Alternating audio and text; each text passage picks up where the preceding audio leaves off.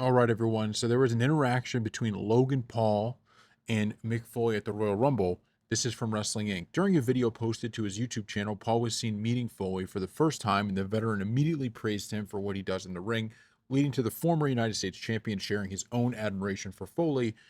"You inspired me to go harder. I want to F myself up like what you did," Paul said. "What you did is you took what I did and added athleticism there," Foley said in response. "I would be doing my stuff and I'd be like, someday someone's going to come around with the same attitude who can actually move better." Despite the praise, Paul seemed to stop short of fully committing to Foley's path, telling Foley that he doesn't think he has the exact same attitude as the veteran. The video then cuts to Paul playing highlights from Foley's career. I mean, look, Mick Foley, he, out of all the wrestlers of all time, I mean, you have some irreplaceable ones. He's one of those. He is crazy. He is absolutely crazy. And, just take a look at the matches he's had. But remember The Undertaker throwing him off the top of the cell. And I was watching a documentary actually yesterday.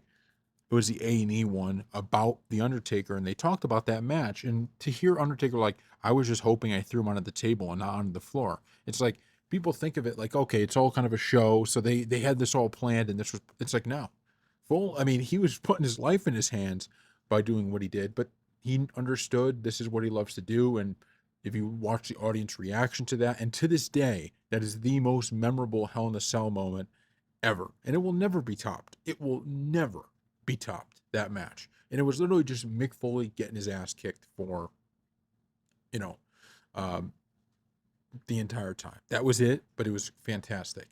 And the other part of it I think is important to understand is that Mick Foley played four characters on TV. You had Dude Love, you had Mankind, and you had Cactus Jack, and then you had Mick Foley himself. Like, I know usually when he was just Mick Foley, it was usually Cactus Jack, but there were times when he was just kind of like you didn't really know which guy he was. He was just Mick Foley.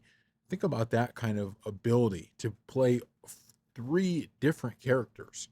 Playing yourself might not be that hard, but three different characters: Mankind, Cactus Jack, Dude Love, three completely different guys. And I'll never forget that promo they did where they had all three of them in the same room. It was just, I don't know. He's one of the icons. I always loved Mick Foley and always will. There's a few people, and I usually judge this by when the new wrestling game came out, which legends did I want in there?